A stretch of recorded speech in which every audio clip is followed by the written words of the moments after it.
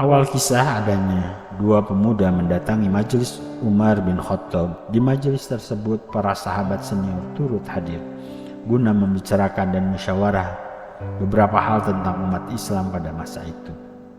Singkat cerita, kedua pemuda tersebut membawa seorang badui berpakaian lusuh, setengah diseret oleh kedua pemuda.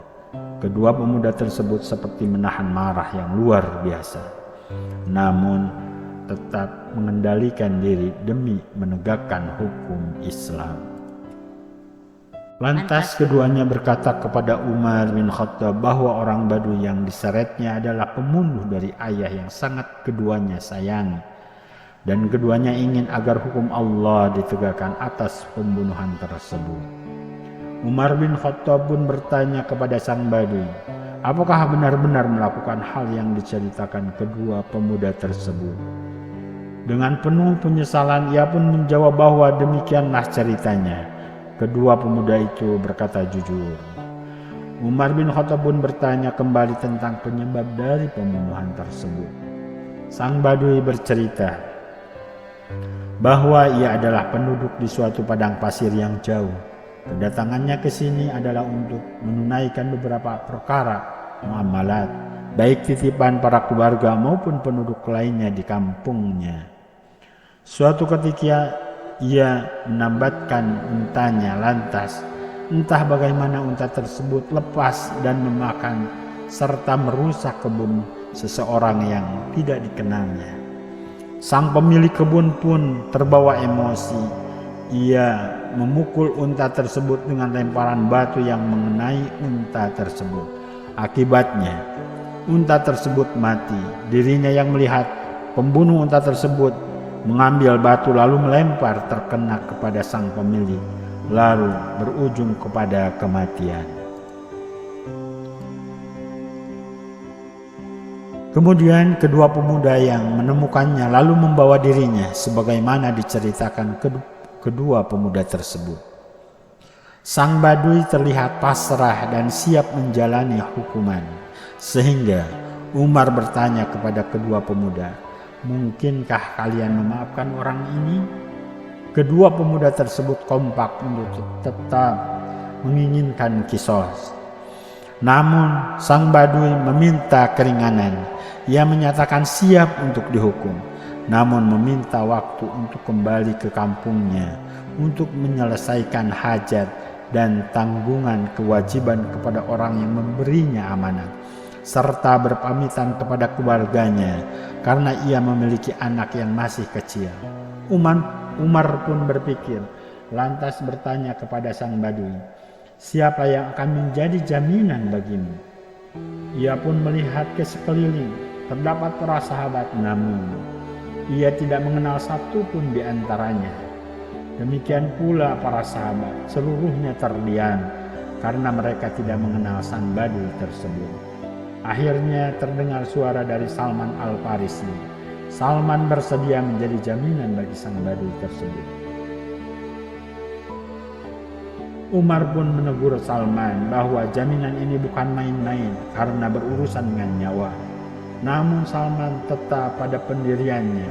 Menurutnya, ia melihat bahwa sang Badui terlihat sebagai seorang mukmin yang akan menepati janjinya, sehingga ia merasa perlu untuk membantunya. Umar lalu mengizinkannya. Demikian pula kedua pemuda tersebut. Lalu sang Badui kembali ke kampung halamannya, diizinkan selama 3 hari.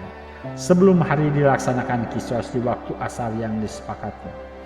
Pada hari yang diizinkan, tidak terlihat bahwa sang Badui akan menepati janji. Kedatangannya belum terlihat, apalagi kabarnya.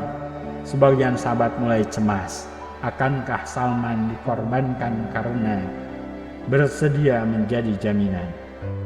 Menjelang waktu pelaksanaan hukuman, sang Badui terlihat di kejauhan.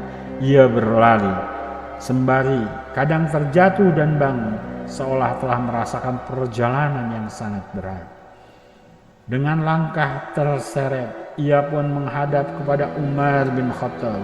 Wahai Khalifah, urusan keluarga dan umatku begitu menyibukkan.